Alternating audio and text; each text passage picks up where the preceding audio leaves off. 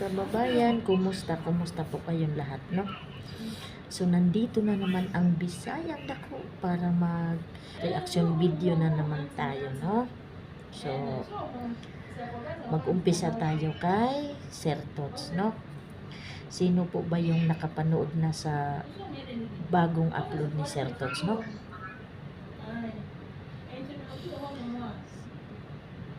Sana maliwanagan kayo sa nilalaman doon sa video niyang yun.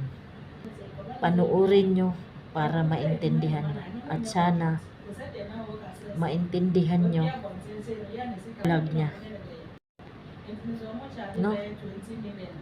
Lalo na yung mga tao dyan, lalo na yung mga solid na nagmamahal kay Krishna Mahusay, no? Sana naintindihan niya kung bakit pumunta sila sa bahay nila Inday Krishna na hindi sila nag-video. Sana maintindihan nyo yun, ang paliwanag niya, no? Kasi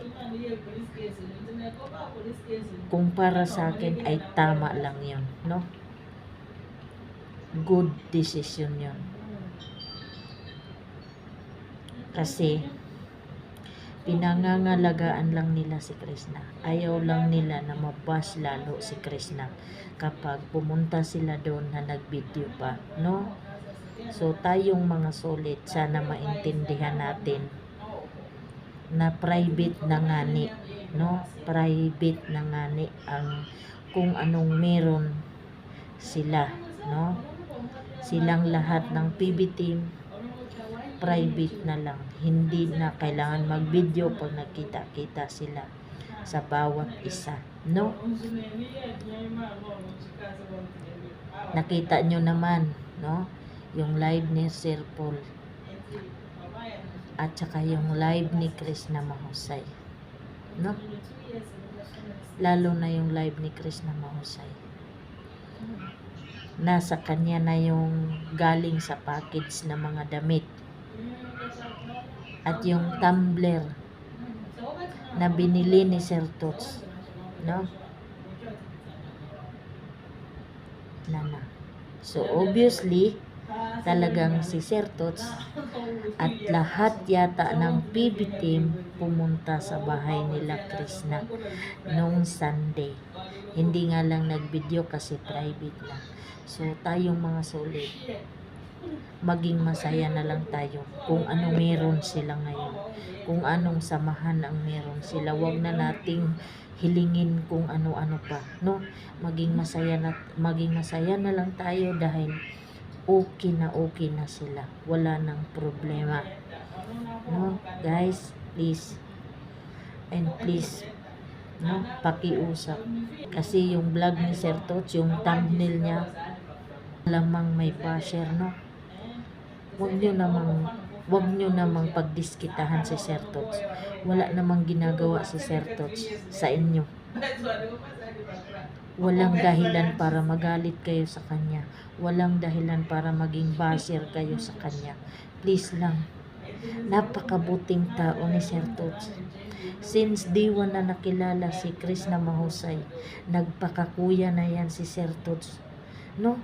Nagpakakuya na yan. Kaya kung ano man yung desisyon, kung naging ganun man ang desisyon na pumunta sila kay Krishna Mahusay na walang video, respeto guys, irespeto natin yung mga desisyon nila. Actually, hindi lang ang PB team ang may desisyon nun. Ang pagkasabi ni Sir Tots ay desisyon din ni Krishna yun. For own sake to the Krishna Mahusay, no? Ayaw nila na mabash lalo si Krishna Mahusay dahil pumunta sila doon, no? Kasi aminin man natin sa hindi, maraming basher dyan na hindi masaya na ang buong PB team ay magkita-kita sila sa bahay nila Krishna. Meron pa nga akong naalala ko nga yung may comment doon sa post ni Sir Tots sa FB page. May nabasa ako doon, wala nga lang akong screenshot, no? Ang sabi niya doon, kung talagang pupunta si Sir Tots daw kay Krishna Mahusay, ibig sabihin nun, wala siyang respeto kay Sir Pugong Biyahero. No? Grabe naman. So, yun ang mga iniiwasan ni Sir Tots. Kaya, pumunta siya doon na hindi siya nag-video, no? Para wala nang bashing, para lahat ay tahimik na. Kasi alam nyo ba, naiintindihan ko ang bawat isa, lalo na si Sir Tots. Maliwanag naman yung paliwanag niya sa video niya, di ba? Wala siyang kinakampihan sa bawat isa, no? Wala siyang kinakampihan. At hindi niya gagawin yun na sasabihin nyo na mas panigan si Krishna, mas panigan si PG kasi best friend niya. No. Talagang pumagitna siya. Which is good yun. Yun ang tama niyang gawin. No. Talaga naman. Kahit balikan nyo yung mga video ni Sir Tots, since nung nangyari yung Mindoro, talagang wala kayong marinig na masama galing sa bibig ni Sir Tots. Kaya hindi niya deserve yung pangbabash nyo. Hindi niya deserve yung parang hawak nyo na sa liig. Dinidiktahan nyo yung bawat galaw niya. No, please lang, maawa naman kayo sa tao. Kunting hiya, respeto ba? No, kung may natitira pa kayong respeto, wag nyong pangungunahan ang mga desisyon ni Sir Tots at sa buong PBT. Dahil sila ay may mga sariling isip ng mga yan. No?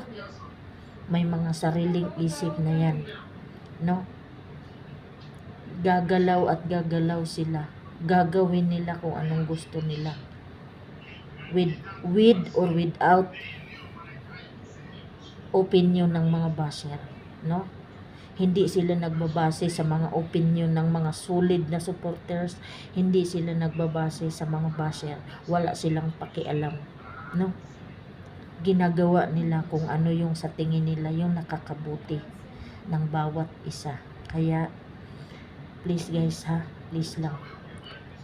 Huwag nating iba si Sir Tots dahil wala siyang ginawang masama. Napakabuti niyang tao, no? Napaka-family oriented. Ako personally, napakataas ng tingin ko kay Sir Tots. Napaka-marespitong tao, no? Bawat binibitawan niyang salita, pinag-iisipan. Hindi siya bara-bara kung magsalita. Kaya wag niyo siyang ibas, no? Bawasan ang pagkakapal ng mga muka basher. Okay, mga basher na mga walang kwenta, bawasan nyo ang mga pagkakapal ng mga mukha nyo. Matuto kayong rumispito, no? Bawasan ang pagkakapal ng mukha, rumispito kayo, no? At paulit-ulit kong sinasabi, walang bayad ang magpakabuti, no? Walang bayad, napakalibre nun, libre yun. Kaya piliin nyo maging mabuti sa kapwa nyo. Huwag kayong paladesisyon, no? Huwag kayong paladesisyon. Nandun na tayo. Ako naiintindihan ko, no? Kasi naiintindihan ko na ayaw nyo sa PB team, ayaw nyo kay Krishna Mahusay, ayaw nyo na magkasama ang bawat isa, no? Pero intindihin nyo ang bawat isa. Magpakabuti kayo, no? Lalo na sa mga basher dyan, piliin yung maging mabuti. Maiksi lang ang buhay sa mundo. Hindi masamang magpakabuti kayo sa kapwa, no? Walang bayad ang pagiging mabuti. Libre lang yun. Kaya gawin nyo yun, no? Respeto.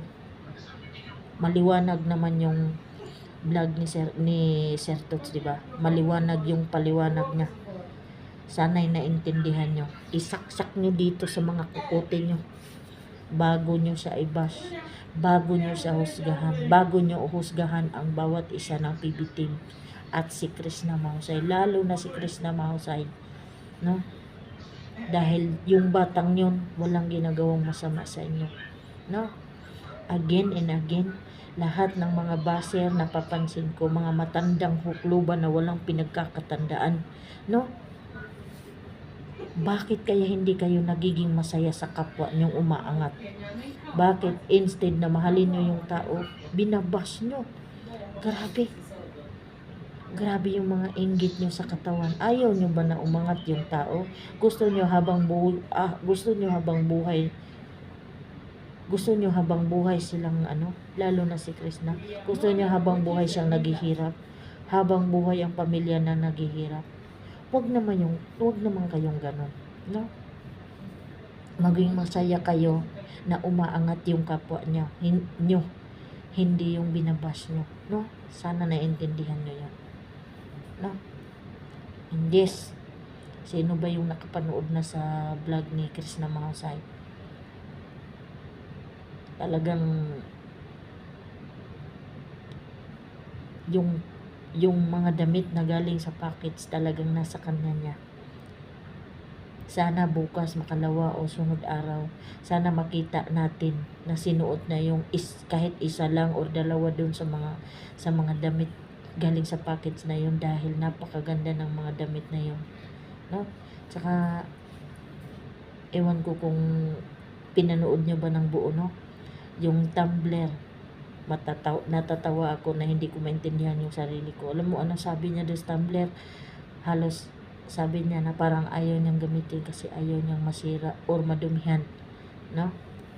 Nanghihinayang siya, which is talagang doon mo makikita na napaka niya, no? Lalo na pagkagaling sa mga taong nagmamahal sa kanya, yung binigay sa kanya, talagang makikita mo na talagang lahat ng binibigay sa kanya ay pinapahalagahan niya, no?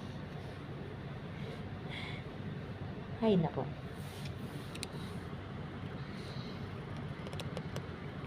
Ako lang ba yung nakakapansin dito na talaga namang imposible naman yun, no, na nagpaiwan si Sir Paul sa sa PB House, no? Siyempre hindi yun nagpaiwan, sumama din yun.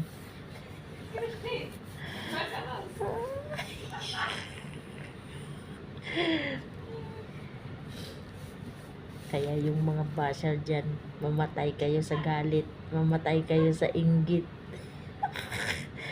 Hindi kayo masaya sa buhay nyo, huwag kayong mangdamay sa iba, no? Hay nako. So yun lang guys, no? Thank you. Salamat sa mga solid na salamat sa mga sumusuporta sa akin dyan, yung mga hindi nakakalimot panoorin ang video ko, lalo na yung mga nagla-like, nagsishare, nagko-comment ng maganda, good vibes lang, no? At sa mga bago kong subscriber dyan, yung galing sa Team Boom, sa Team Mark Joe, Waray TV, thank you sa inyong lahat, no? Thank you sa suporta. God bless po sa ating lahat. Yun lang guys. Thank you for watching guys. Bye bye.